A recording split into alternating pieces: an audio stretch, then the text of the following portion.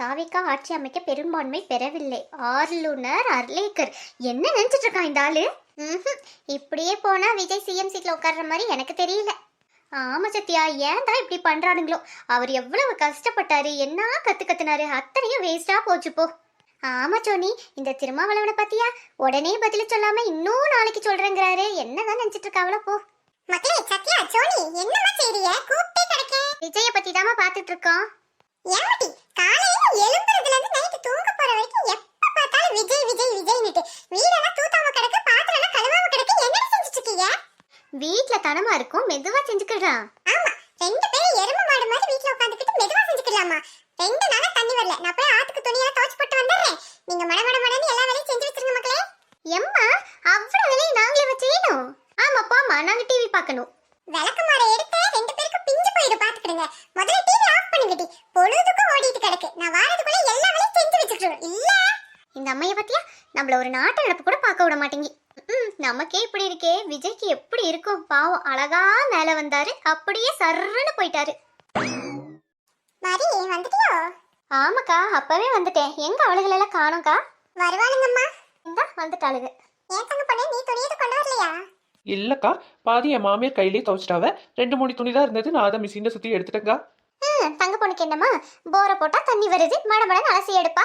இல்லக்கா, வெயில் காலம் பாத்தீங்களா, மோட்டர்லயும் தண்ணி கம்மியா தாக்கா வருது. என் மாமியாரே என்ன திட்டிட்டு தான் கிடந்துச்சு, எல்லாத்தையும் ஆத்துல கொண்டு போய் துவைக்காம இப்படி பண்றியேன்னு. ஆமாம்மா, திட்டாம என்ன செய்வாங்க? சூழ்நிலைக்கு ஏத்த மாதிரி ஒன்னும் நடந்துக்கிறது இல்ல. நடங்க போவோம். சீலா, நீ எதுக்குமா துணியை தூக்கிட்டு வர? இல்லக்கா, 2 துணி தான் கிடந்து, அத அப்படியே துவைச்சு போட்டுடலாம்னு தான் வந்தேன். சீலா, கொண்டா அதை நான் தூக்கிட்டு வரேன். தங்க பொண்ணு, விஷயம் தெரியுமா? விஜய்க்கு முதலமைச்சர் பதவி இல்லன்ட்டாங்களாமா.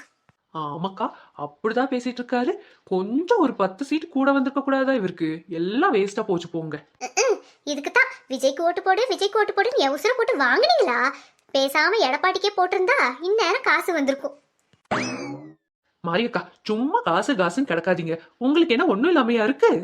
ஆமாம்மா, நீ தான் எனக்கு ஓடி ஆடி வேலை செஞ்சு எல்லா காசு பணத்தையும் கொண்டாந்து தர, அதனால பேசுவ நீ. பாருங்க ராணியக்கா எப்படி பேசுறாவன்னு. அத பத்தி பேசி நம்ம என்ன தங்க பொண்ணு செய்யறது? விஜய் தலையெழுத்து எப்படி இருக்கோ அப்படிதானே நடக்கும்.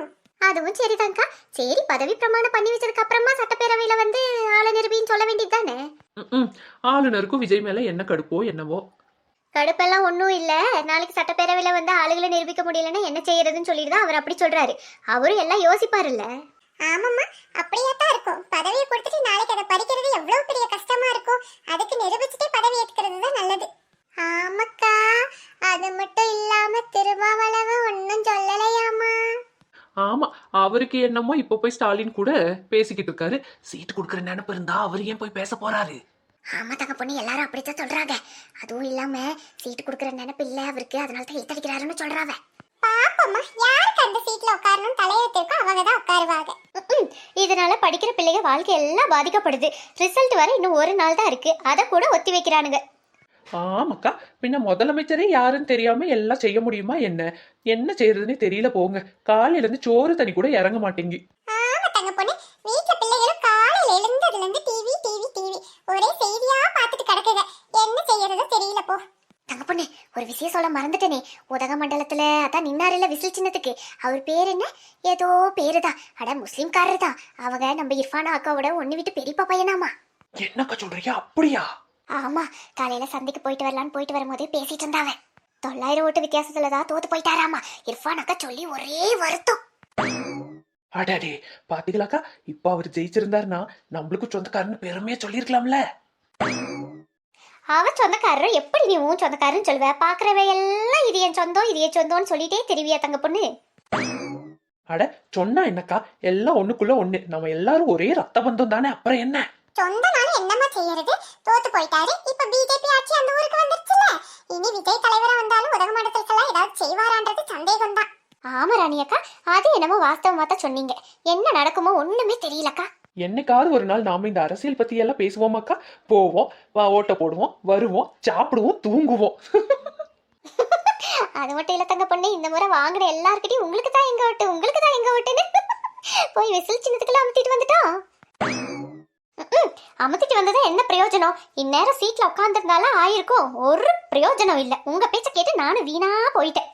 ஆமா, மாரியக்கா போய் ரெட்டாலைக்கு போட்டிருந்தா ஐநேரம் எடப்பாடி சீட்ல உட்காந்துருப்பாரு. தங்க பொண்ணு பேசாம இருந்துட்டு சொல்லிட்டேன். விடுங்கம்மா, என்ன நடக்குதோ நடக்கட்டும். ஆனா பாவம் அந்த பிள்ளை, எத்தனை கத்து கத்தி எத்தனை போராடி 2 வருஷத்துல ஆட்சியை கைப்பற்றிடும்னு நினைச்சா இப்படி ஆயிப்போச்சு நிலைமை. நாம பரவாயில்லக்கா, வயசு பசங்கள்லாம் துடியா துடிப்பானுவா. ஆமாக்கா, நம்மளே இப்படி பேசி தவிக்கிறோமே, பசங்கள்லாம் என்ன செய்யுங்க? எப்போ என்ன சொல்லுவாங்க, ஆளுநர் எப்போ என்ன சொல்லுவாருன்ட்டுல இருப்பாவ. அது என்னவோ சரிதான் தங்க பொண்ணு, என்ன நடக்கணும்னு இருக்கோ நடக்கட்டும்மா. விஜய் சாப்பிட்டு பாரானல நம்ம யோசிக்கணும். பசங்களை பத்தி யோசிச்சு என்ன பிரயோஜனம்? அவரே சோறு தண்ணி இல்லாம இருப்பாரு. அவரு மட்டுமா? அது என்ன, அவர் கூட இருக்கிற புசி ஆனந்த், ஆதவர்ஜனா அத்தனை பேரும் தான். அட, மாரியக்கா விஜய்க்கு போட்டது வேஸ்ட்னு எல்லார் பேரும் தெரிஞ்சு வச்சிருக்காங்களே, எப்படி? நான் தெரிஞ்சு வச்சா என்னம்மா பிரச்சனை? அட போய் வேலையை பாருங்க. என்ன நடக்கணும்னு இருக்கோ அது நடக்கட்டும்மா. என்ன செய்யறது? தலையெழுத்து யார் பக்கம் கடவுள் போட்டிருக்கோ தெரியல.